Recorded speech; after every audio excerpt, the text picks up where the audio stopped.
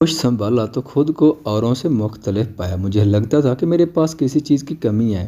بہت جلد معلوم ہو گیا کہ وہ انمول خزانہ ماں ہے جو میرے پاس نہیں ہے۔ بچپن سے میرے ذہن میں یہی بٹھایا گیا کہ میری ماں مر چکی ہے۔ دادی نے پالا تھا لیکن پھوپھو نے تو ان گنت عذابوں میں ڈالا تھا۔ ایک دادا تھے جو دل و جان سے مجھ کو چاہتے تھے۔ ان کی چاہت شہد جیسی میٹھی اور آب حیات جیسی جان بخش تھی۔ سچ کہوں تو بس میں ان کی وجہ سے جیتی رہی۔ دادا کی شخصیت بھرپور با اعتماد تھی کہ میں ننھی منھی سی جان ہر آن دوڑی جاتی اور اپنا ہر دکھ ان سے بیان کر دیتی، جبکہ والد سے ڈرتی۔ اور دادی جان ان کا رویہ تو بڑا عجیب سا تھا، کبھی بہت چاؤ کرتی اور کبھی ڈانٹ دیتی، کبھی لوبھاتی، کبھی رلا دیتی۔ غرض ان کے مزاج کا کوئی بھروسہ نہیں تھا۔ گھڑی میں تولا گھڑی میں ماشا۔ پھوپھو جن کو میں غصے سے بوا چمنی کہتی، ان کا اصل نام چما نارا تھا۔ وہ مجھ کو بہت آزار دیا کرتی تھی۔ جب بھی میں کوئی کھیل کھیلنے لگتی یہ آ کر بگاڑ ڈالتی، گڑیا کا سجا سجا گھر بکھیر دیتی، پڑھنے بیٹھتی تو کتاب اٹھا کر پرے پھینک دیتی، چلاتی کہ نالائق آتا جاتا کچھ ہے نہیں تو آ کیا پڑھے گی، چل دفع ہو جا یہاں سے۔ یہی تھا بس ان کا تقیہ کلام۔ مجھے یاد نہیں کہ انہوں نے کبھی مجھے 1-2 منٹ سے زیادہ پڑھایا ہو۔ انہوں نے جب میٹرک کر لی تو کالج چلی گئی۔ کالج جانے کے تھوڑے دنوں بعد کافی بدل گئی۔ محلے کے سارے لوگ ان کے بارے میں باتیں بنانے لگے۔ میں اب بچی نہ رہی تھی، خاصی سمجھدار ہو چکی تھی، لوگوں کی باتوں کو سمجھنے لگی۔ وہ کہتے کہ چمن کے ماں باپ کی غفلت دیکھو، ان کو پتہ نہیں کہ بیٹی کس راہ چال دی ہے۔ چمن آرا نے تو پر پرزے نکال لیے۔ کوئی دن ہی جاتا تھا کہ ان کے بارے میں ایسی ویسی خبریں نہ اڑتی ہوں۔ میرے بھی کان کھڑے ہو جاتے، سوچ میں پڑ جاتی کہ میری پھوپھو کے ساتھ کیا ہونے والا ہے۔ دراصل دادی نے ان کو سر چڑھا رکھا تھا۔ دادا سمجھاتے تو جواب دیتی کہ اپنی عقل اپنے پاس رکھو، تمہارے مشوروں کی ضرورت نہیں۔ وہ یہ سوچ کر چپ ہو جاتے کہ گھر میں جھگڑا ہونے سے بد مزگی ہوگی اور میری پوتی پریشان ہوگی۔ انہیں دنوں ابو نے دوسری شادی کر لی اور بیوی کو لے کر بیرون ملک چلے گئے۔ ان کے جانے کے بعد پھوپھو آزاد ہوگی۔ کالج سے دیر سے لوٹتی۔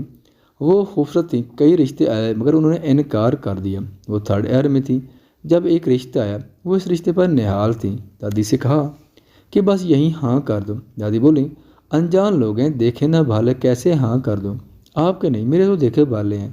میرے ساتھ ایک لڑکی پڑھتی ہے، یہ اس کا بھائی ہے، وہ میری گہری سہیلی ہے۔ گھر سے رشتے کے لیے انجان عورتیں 2-3 بار آئیں تو دادی سوچنے پر مجبور ہو گئیں۔ دادا سے ڈر تھا کہ غیر لوگوں کا رشتہ قبول نہ کریں گے۔ تبھی دادی نے ان سے کہا کہ یہ میری ایک رشتے کی بہن کے جاننے والے ہیں، اچھا گھرانہ ہے، لڑکا پڑھا لکھا، امیر لوگ ہیں اور اپنی ذمہ داری ہے۔ انہوں نے بیٹی کی خوشی کے لیے اپنی طرف سے کہانی بنا کر دادا کو سنا دی۔ بات یہ تھی کہ پھوپھو نے کالج آتے جاتے کسی لڑکی سے دوستانہ بنا لیا۔ وہ اسے بالا بالا گھر سے باہر باتیں کر لیتی۔ کچھ محلے کے لڑکوں کو پتہ تھا وہ بدنام ہو رہی تھی مگر گھر والوں کو پتہ نہیں تھا۔ اور دادی بیچاری بھولی بالی، ہمیشہ گھر میں رہنے والی، انہوں نے باہر کی دنیا کب دیکھی تھی، انہیں زمانے کا پتہ نہ تھا۔ انہوں نے دادا کو اعتماد میں لیا اور رشتے کے لیے آنے والی خواتین کو ہاں کر دی۔ دادی نے لڑکے کو بھی بس ایک بار دور سے دیکھا، قد کاٹ، شکل و صورت کا اچھا ہے، باقی سیرت کا بھروسہ اس کے گھر والے کے کہنے سے کر لیا اور شادی کی تاریخ دے دی۔ شادی 1 ماہ بعد ہوئی تھی۔ منگنی کی رسم البتہ سادگی سے انجام پا گئی۔ دادا نے منگنی والے دن بھی منیر کو نہ دیکھا کیونکہ منگنی میں انگوٹھی اور مٹھائی لے کر صرف خواتین آئیں، لڑکا نہیں آیا۔ اس کی ماں اور بہنیں کچھ رشتہ دار خواتین کے ساتھ آ کر منگنی کی رسم کر گئیں۔ پھوپھو کی خوشی کا تو کوئی ٹھکانہ ہی نہ تھا۔ اس خوشی میں انہوں نے 3rd ایئر کا امتحان بھی نہ دیا کہ بس اب 1 ماہ بعد شادی تو ہو جانی ہے۔ شادی سے ہفتہ بھر پہلے ایک شب آدھی رات کو دادی پانی پینے اٹھی تو سین کی دیوار کے ساتھ ان کو ایک سایہ نظر آیا۔ مارے خوف کے ان کی چیخ نکل گئی اور انہوں نے چور چور کا شور مچا دیا۔ تبھی سایہ دیوار پھلانگ کر بھاگنے لگا کہ محلے کے چوکیدار نے اسے پکڑ لیا۔ شور سن کر محلے والے اٹھ گئے اور انہوں نے اسے پولیس کے حوالے کرنا چاہا۔ تب اس شخص نے جان بچانے کی خاطر لوگوں سے کہا کہ میں چور نہیں، احمد صاحب کا رشتہ دار ہوں۔ لوگ بولے اگر تم ان کے رشتہ دار ہو تو آدھی رات کو کیا کرنے آئے تھے، وہ بھی دیوار پھلانگ کر؟ یہ ملنے کا کون سا طریقہ ہے؟ تم دروازے پر دستک دے کر اندر جا سکتے تھے۔ میں دراصل ان کی بیٹی کا منگیتر ہوں اور اپنی منگیتر سے ملنے آیا تھا۔ رات کا دروازے پر دستک دینا مناسب نہیں لگا تو دیوار پھلانگ گیا۔ تمام محلے والوں نے دانتوں تلے انگلیاں داب لیں۔ یہ ایسا بیان تھا جس پر کسی کو یقین نہیں تھا۔ تاہم انہوں نے دادا کو باہر بلایا اور پوچھا احمد صاحب یہ آدمی خود کو آپ کا ہونے والا داماد بتا رہا ہے، کیا یہ بات درست ہے؟ बेचारे दादा पर घड़ों में पानी पड़ गया। बोले, ये बदकिस्मती है तो सच, लेकिन रात के तीसरे पैर उनका इस तरह आना मेरी समझ में नहीं आता। आप बहुत सीधे और शरीफ आदमी है, अगरचे हमारी समझ में तो आ गया है। और ये खुद भी कह रहा है कि आपकी बेटी से आधी रात को चोरी छुपे मिलने आया था। शायद पहले भी यूं ही आया करता होगा। अच्छा हुआ कि आपने उसी से निस्बत तय करके इज्जत बचा ली। लेकिन अब जो रही सी इज्जत बची है, बेटी को उसके साथ रुखसत भी कर दीजिए। हम उसको आपकी शराफत के एहतराम में छोड़े दे रहे हैं और हवाला पुलिस नहीं करते। उन्होंने तो उसको छोड़ दिया, मगर पुलिस को इस वक्त तक खबर हो चुकी थी। किसी ने चुपके से फ़ोन कर दिया था। सो पुलिस मौका पर पहुंच गई और उन्हें बता दिया कि यह आदमी वाकई चोर है, कई बार चोरी डकैती में अंदर जा चुका है। दादा जान से बोले, बड़े साहब, बेटी का रिश्ता तय करते हुए शायद आपने उस शख्स के बारे में अच्छी तरह छान फटक नहीं की। ये अच्छा हो कि यह पकड़ा गया, वरना आपकी बेटी की किस्मत फूट गई थी। वो तो उसको लेकर चले गए, मगर वाले कब मुआफ़ करने वाले थे। उन्होंने फूफू के बारे बहुत बुरी बुरी बातें कहीं और उनकी खूब बदनामी हो गई। उधर जब मुनीर को पुलिस ने ठिकाई लगाई तो उसने बता दिया कि मेरी इस लड़की से राह चलते दोस्ती हुई थी और मैं वाकई उसको चाहने लगा। वो भी मुझसे शादी पर राज़ी हो गई। मैंने अपने घर वालों को राज़ी किया और मेरी वालदा और बहनें रिश्ता तलब करने गई। रिश्ता मंजूर हो गया, शादी की तारीख भी तय हो गई। लेकिन मैंने कभी उस लड़की का घर नहीं देखा था। हम काले के करीब एक पार्क में मिलते थे। मुझे चमन से मोहब्बत हो गई। मैंने उसके साथ शराफत का बर्ताव रखा क्योंकि इज्जत बनाना चाहता था, लेकिन उसको ये इल्म ना था कि मैं चोर हूँ। मुझको हमारे गिरोह के एक मेंबर ने बताया कि फ़लाँ घर में हफ्ता बाद शादी होने वाली है और वो लोग लड़की को काफ़ी जहेज़ और जेवरात देने वाले हैं। ये इतला मुझको चमन के महल्ले के एक लड़के ने दी। उसकी माँ अहमद साहब के घर आती जाती थी और चमन की वालदा ने उसे बेटी के वो जेवरात दिखाए थे जो वो उसे शादी पर देने वाली थी। इतला देने वाले लड़के ने मुझे अहमद साहब का घर दिखा दिया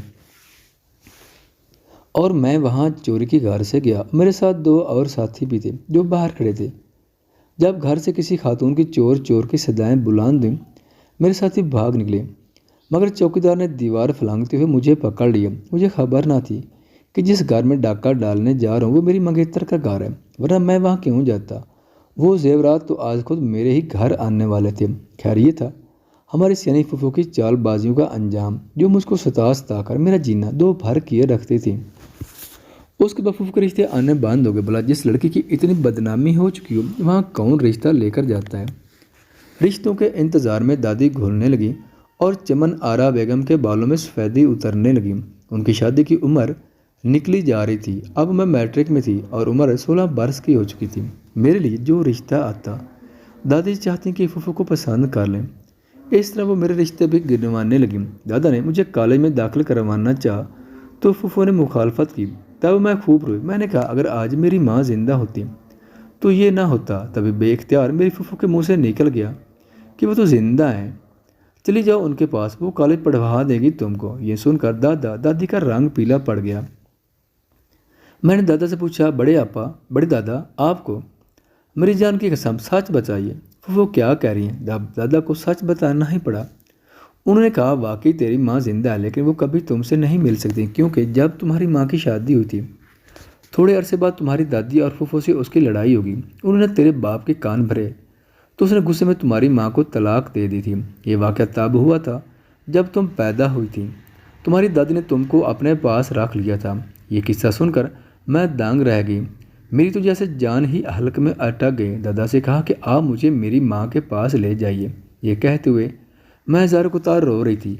दादा समझाने लगे, बेटी अब तुम माँ से नहीं मिल सकती, क्योंकि जिस घर में उसकी शादी हुई थी वो बहुत सख्त किस्म के लोग हैं और अब तो ये भी नहीं पता कि तुम्हारी माँ कहाँ है।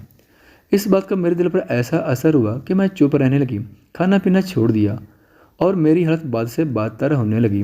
तभी दादा ने मुझे कॉलेज दाखिल करा दिया ताकि उसका दिल बहल सके। वाकई कॉलेज में मेरा दिल लग गया, ध्यान बटा। मैं अपने फूफू की तरह नहीं थी। मैंने किताबों से दिल लगा लिया और दिल लगा कर पढ़ा। वालिद ने तो लौट कर खबर ना ली, यहाँ तक कि मैंने ग्रेजुएशन मुकम्मल कर ली। अब दादा बूढ़े हो गए थे और कमाने से रह गए थे। उनकी ज़ैफ़ी देखकर मैंने मुलाजमत का इरादा ज़हर किया। उन्होंने इजाज़त दे दी। किस्मत अच्छी थी कि जल्द ही मुलाजमत मिल गई और मुलाजमत भी अच्छी कंपनी में मिली। वहाँ से भी तहजीब याफ्ता और शाइस्ता थे। मैं रोज़ वक्त पर दफ्तर जाती। سکون سے کام کرتی اور وقت پر گھر آ جاتی۔ ایک روز میں اپنے آفس کے کمرے میں بیٹھی کام کر رہی تھی کہ ایک نوجوان جس کا نام مہتاب تھا میرے کمرے میں آ گیا۔ وہ مجھ سے سینئر آفیسر تھا۔ کہنے لگا، مس نازیہ، میں آپ سے کچھ بات کرنا چاہتا ہوں۔ وہ کافی خوبصورت تھا۔ میں اس کے ماتحت تھی اور ملازمت میں بھی نئی آئی تھی۔ مجھے لگا شاید مجھ سے کوئی غلطی ہو گئی ہے۔ سر، اگر مجھ سے کچھ غلطی ہو گئی ہے تو معافی چاہتی ہوں، آئندہ خیال رکھوں گی۔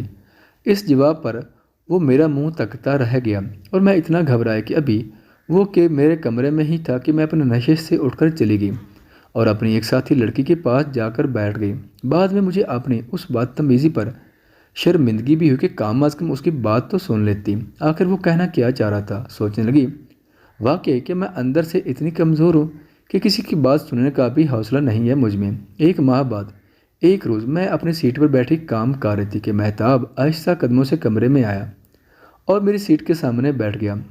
مجھے اس کے آپ بیٹھنے کا احساس ہی نہ ہوا اور میں سر جھکائے محویت سے کام میں مشغول رہی۔ کچھ دیر بعد بالآخر وہ گویا ہوا، نازیہ مجھ سے بات کرو پلیز، تم نہیں جانتی لیکن میں تم کو جانتا ہوں، میں تمہاری امی کا رشتہ دار ہوں۔ امی کا نام سن کر میں چونک گئی اور حیرت سے اس کی طرف دیکھنے لگی۔ میرا یقین کرو، میں تمہاری سگی خالہ کا بیٹا ہوں۔ میرا دل زور زور سے دھڑکنے لگا۔ اگر یہ واقعی سچ ہے تو میں ناحق اسے بھاگ رہی تھی۔ ایک آس بنتی، شاید اس کے ذریعے ماں مل جائے، ماں سے مل پاؤں اور ان کے گلے لگ جاؤں۔ آپ کو کیسے پتا کہ میں کون ہوں، کس کی بیٹی ہوں؟ میں نے کانپتی آواز میں پوچھا۔ جب تم نے ملازمت کے لیے درخواست دی تھی تب میں نے تمہارا اور تمہارے والد کا نام پتہ پڑھا تو پتہ چلا کہ تم کون ہو، لیکن اس درخواست میں میری ماں کا نام تو درج نہیں تھا۔ نہ صحیح، پھر بھی تم سے بات کر کے تصدیق تو کی جا سکتی تھی کیونکہ میری ماں جو پتہ بتاتی تھی تمہاری درخواست پر وہی پتہ لکھا تھا۔ اب ماں کی طلب اور چاہت مجھ پر غالب آ چکی تھی، لہٰذا میں نے وعدہ کر لی کہ میں اس کی والدہ سے ملوں گی۔ ایک دن میں مہتاب کے ہمراہ اس کے گھر چلے گی۔ اتنا پیارا گھر دیکھ کر میرا عجیب حال تھا، جی چاہتا تھا یہیں رہ جاؤں۔ وہاں صرف اس کی ماں تھی جو میری رشتے میں خالہ لگتی تھی۔ یہ ایک چھوٹا سا کنبہ تھا۔ اس کی ماں نے میرا منہ چوما اور بیٹی کہہ کر گلے لگا لیا۔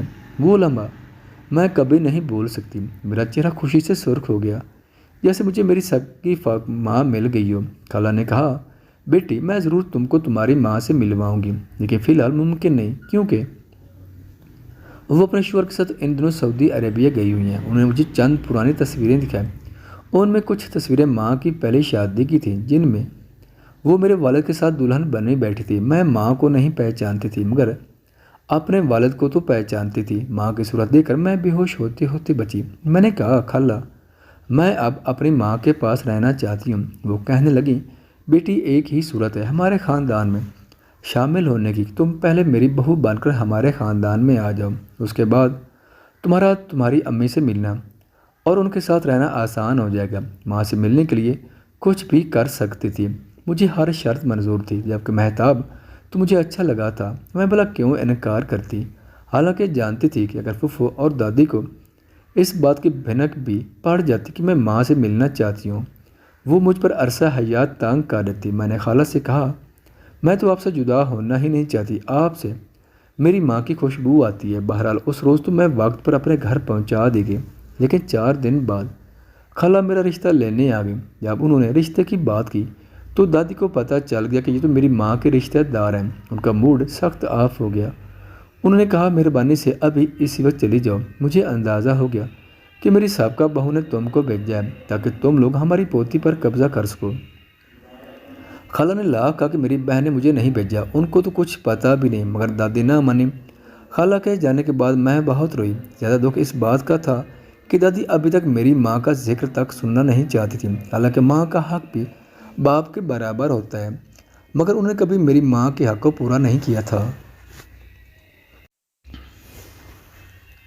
2 ماہ کی بچی کو اس کی ماں سے چھین لینا اور پھر کبھی اس عورت کو اس کی بچی کی شکل تک نہ دیکھنے دینا، یہ ظلم کی انتہا نہ تھی تو اور کیا تھا؟ آج خدا نے دادی کو اس ظلم کی تلافی کا موقع دیا۔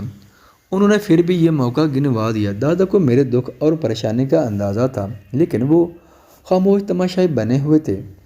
خدا کی مرضی اگلے دن دادی اور وہ کسی کام سے لاہور چلی گئی۔ وہ اپنے کسی رشتہ دار کے پاس گئی تھی۔ دادا نے میری اتری ہوئی صورت دیکھی، کچھ سوچا، میرے پاس آئے اور مجھ سے مہتاب کے بارے میں پوچھا، پھر پتہ پوچھ کر ان کے گھر چلے گئے۔ میں حیران اس وقت ہوئی جب اگلے دن شام کو مولوی صاحب کے ہمراہ مہتاب ان کے 2-3 رشتہ دار اور ہمارے محلے کے 2 بزرگ ہمارے گھر آ گئے۔ دادا نے مجھے نیا جوڑا دیا جو خالہ لائی تھی، کہا کہ یہ پہن لو، میں تمہارا نکاح کر رہا ہوں۔ خالہ اور ان کی بیٹی نے مجھے تیار کیا اور میرا نکاح مہتاب سے ہو گیا۔ میں بار بار آنکھیں کھولتی اور بند کرتی کہ کہیں یہ خواب تو نہیں، لیکن یہ خواب نہ تھا، حقیقت تھی۔ اور یہ بھی حقیقت تھی کہ جس قدر محبت میرے دادا جان نے مجھ سے کی تھی کسی نے نہیں کی۔ یہ وہی تھے کہ جن کی بدولت مجھے اپنی زندگی کی سب سے بڑی خوشی ملی۔ پھر خالہ کے توسط سے میں 23 سال بعد اپنی حقیقی والدہ سے ملی۔ اس وقت کی خوشی کو میں کیا کروں کہ اس کے لیے میرے پاس الفاظ ہی نہیں ہیں۔ بہرحال اس دن نکاح کے بعد دادا جان نے مجھے خالہ اور مہتاب کے ساتھ رخصت کر دیا۔ میں نہیں جانتی کہ دادی اور پھوپھو پر کیا گزری، لیکن جو ماں پر گزری وہ بھی انہوں نے مجھے نہ بتایا کہ بیٹی کو کچھ ہوگا۔ خدا کا شکر کہ میرے دادا مجھ سے راضی تھے، ورنہ میرا یہ خواب کبھی پورا نہ ہوتا۔